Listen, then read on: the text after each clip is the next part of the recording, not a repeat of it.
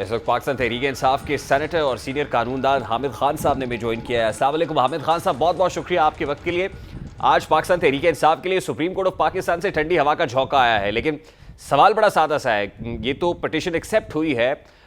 23 سیٹوں کے اوپر نوٹیفیکیشن معطل ہوئے ہیں، اراکین اسمبلی کی رکنیت معطل ہوئی ہے۔ اب یہ فیصلہ آپ کو جز وقتی دکھائی دیتا ہے کیونکہ ابھی لارجر بینچ بننا ہے اور اس کے بعد کیس ڈیسائیڈ ہوگا، یا آپ کو لگتا ہے کہ یہی سسٹین کرے گا؟ انشاءاللہ امید ہے، کیونکہ ہم حق بجانب ہیں، کیونکہ آئین کے مطابق بڑا واضح ہے کہ مخصوص رشتے پارٹی کو مل سکتی ہے جن کی پارلیمنٹ میں یا صوبائی اسمبلیوں میں نمائندگی ہو، نمائندگی کے تناسب سے مل سکتی ہے۔ لہٰذا یہ تو نہیں ہو سکتا کہ نشستیں ایک پارٹی نے جیتی ہو، اس کی مخصوص رشتے دوسری پارٹی کو دے دی جائے۔ اس سے بڑی ناانصافی کیا ہو سکتی ہے اور زیادتی کیا ہو سکتی ہے؟ تو ہمیں امید ہے کہ سپریم کورٹ اس معاملے میں اس کا جو حق ہے اس کو حق دے گی اور ان کو اس کے ساتھ انصاف کیا جائے گا۔ عابد خان صاحب، اس فیصلے کا پاکستان تحریک انصاف کو کیا فیصلہ جو فائدہ ہے وہ ہوتا ہوا دیکھ رہے ہیں؟ صدارتی انتخاب ہو گیا، سینٹ الیکشن ہو گیا، قائد ایوان کا چناؤ ہو گیا، اسپیکر کا چناؤ، یہ سارے جو اہم مرحلے تھے وہ مکمل کر لیے گئے۔ اب ان نشستوں سے پی ٹی آئی کو کیا فائدہ پہنچے گا؟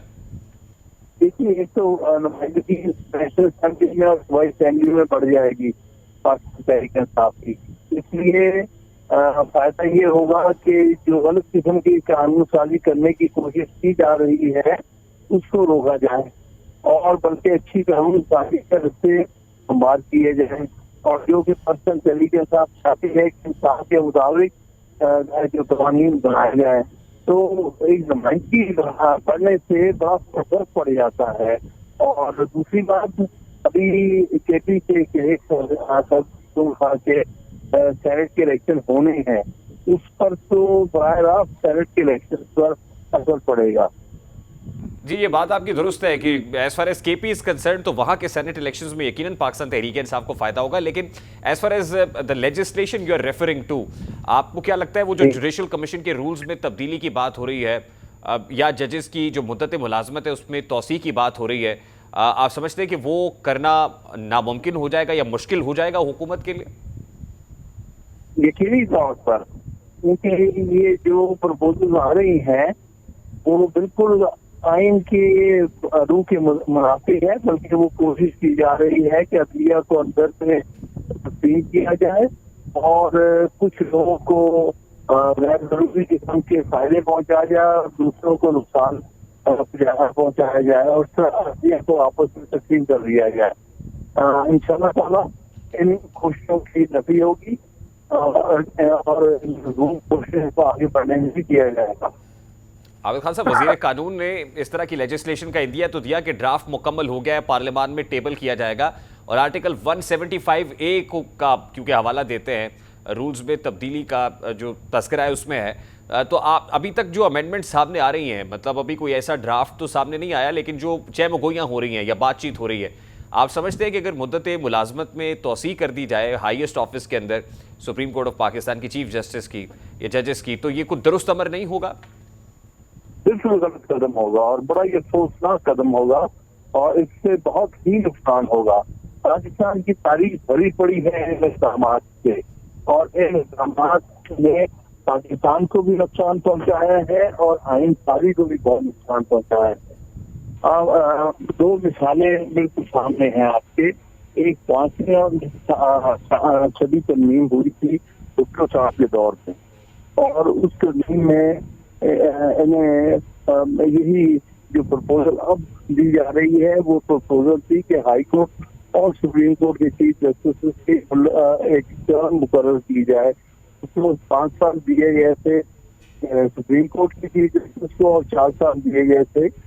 ہائی کورٹ کے چیف جسٹس کو۔ اس سے بہت ریزنمنٹ پیدا ہوئی تھی اور آپس میں حالات بڑے بگڑ گئے تھے، اور 6ویں ترمیم میں پھر یہاں تک چلے گئے تھے بھٹو صاحب نے کہ اس کو جو 5 سال کی ٹرم تھی ان کی سپریم کورٹ کی چیف جسٹس، کہا تھا کہ یہ ریٹائرمنٹ ایج سے بھی آگے جا سکتی ہے۔ نتیجہ یہ نکلا کہ ان اقدامات کی وجہ سے اتنی ریزنمنٹ ہوئی بھٹو صاحب کے خلاف کہ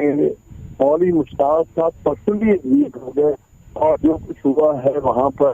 उनके केस में वो आपके सामने। इसी तरह 5 एसटी जमीन की वजह से अनवर हक साहब जाती तौर पर डिस्टर्ब हुए और उसका नतीजा सुप्रीम कोर्ट में सामने आया। तो ये तो बड़ा बिटर हिस्ट्री है हमारी। फिर दूसरी अटेम्प्ट हुई थी 2002 में बजरीना एल को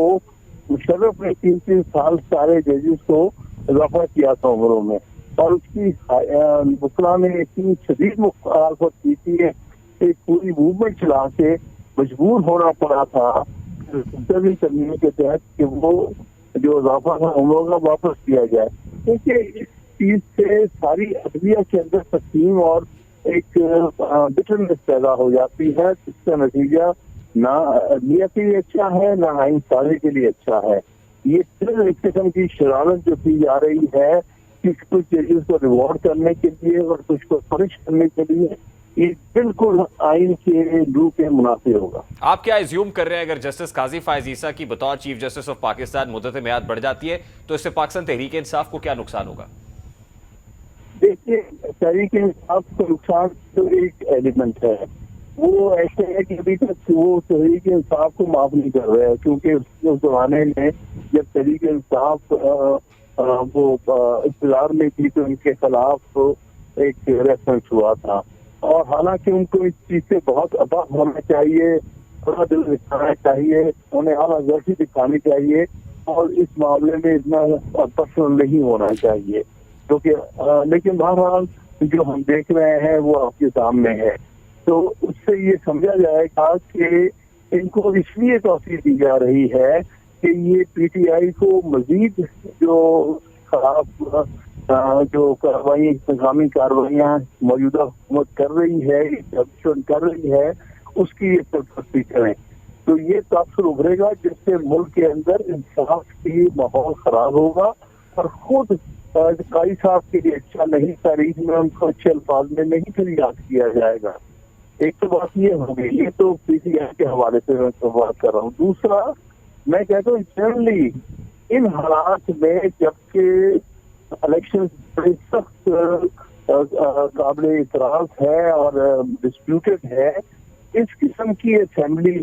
को आईनी तरमीम करने देने की इजाजत देना जो है ये आइन के तमाम तर उसूलों के खिलाफ है, क्योंकि ये तो 47 की असेंबलियां हैं। ठीक, हामिद खान साहब लास्टली वेरी क्विकली, क्योंकि आप ज़ाहिर है वकला तंजीम के भी पैटर्न हैं, सीजन लॉयर हैं, आप उनकी भी सरपरस्ती करते हैं, तो क्या को वकला तहरीक जो है वो स्टार्ट करेंगे इस हवाले से वकला सतह के ऊपर, सियासी तौर पर या पार्लियामान के अंदर तो ज़ाहिर है पीटीआई एहतजाज करेगी,